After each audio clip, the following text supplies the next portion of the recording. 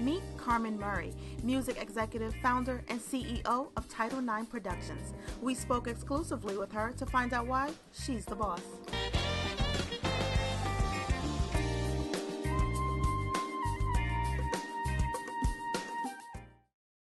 Carmen Murray, the music executive. I'm really excited to hear what it's like to spend a day in your shoes. But before we get there, we have to do shoe game check. Tell me about these shoes that you work in. Today I chose to wear Louboutin.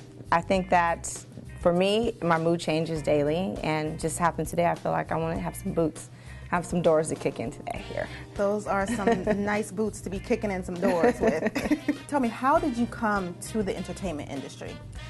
Oh gosh, I think in the beginning I knew, straight out of high school, when everyone was headed to college and they were deciding, where they wanted to go, I knew that I had to do something that I found where I could be creative, still have ability to do business, and I felt like the entertainment world offered that. So I actually started off being a concert promoter first.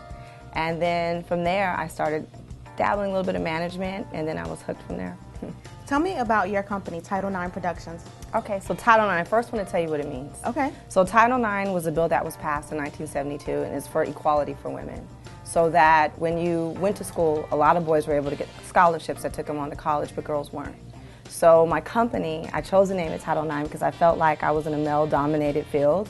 And I'm not saying, I want your chair, just move over and make room for me. I deserve to be there at that table. It's an artist development company and true form to like the old school, where it's everything from stage blocking, red carpet training, song vocal coaching, writing, learning to work in the studio themselves.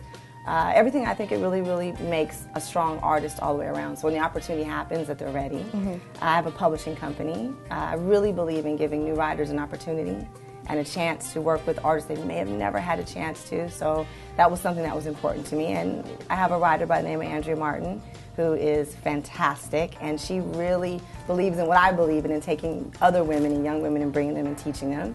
I also have a management company with my partners, Michael and Dialobi, that we do everything from the sun. Wow. From branding, finding touring, to anything that you can imagine.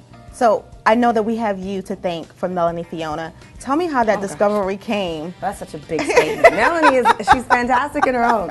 But I was in Canada recording some of my other artists at the time, and she was invited to a studio because a couple of acts had come through.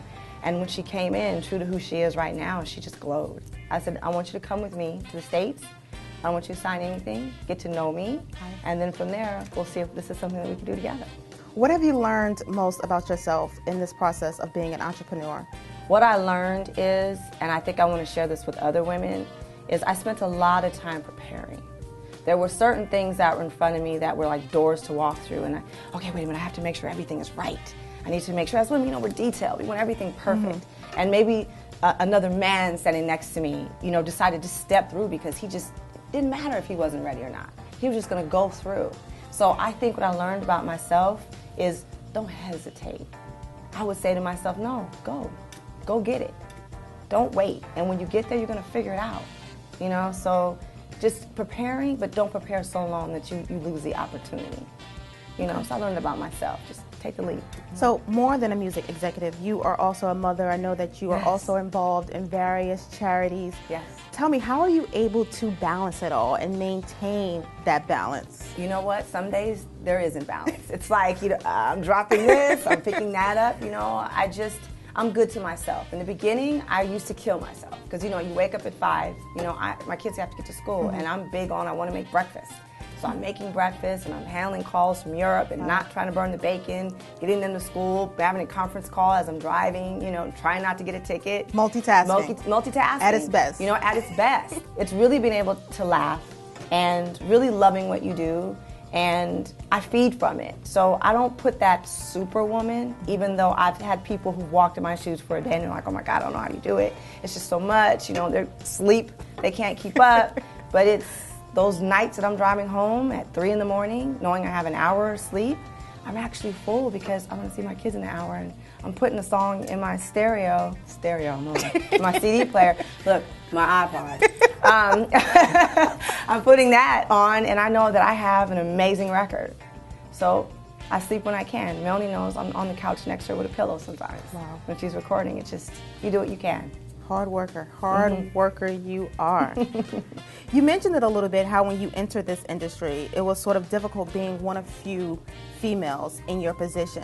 And I mean, nowadays, I feel like so many people associate women in the entertainment industry, in the music industry, as what we see in videos, on reality shows.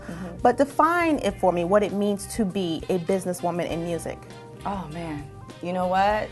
It's challenging. It's hard.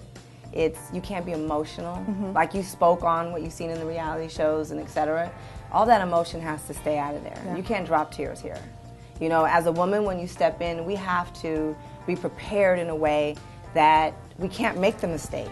And if we do, we have to have an answer and something to fix it right away. I think to be a woman in business, it's how you carry yourself. It's how you're coming and leaving these events. It's always making sure you're not caught between looking like, you know, the talent or a video vixen like you mentioned coming in, that you really have to sit in a place, resolute and strength. I think it's owning who we are as women and our power and speaking up. I think it's a disservice when we don't, because we really have something special to say. Carmen, thank you so much for your insight today into the music industry. And thank you guys for watching this edition of She's the Boss. You can catch other episodes at madamenoir.com. In the meantime, be sure to like us on Facebook and follow us on Twitter at Madam Noir.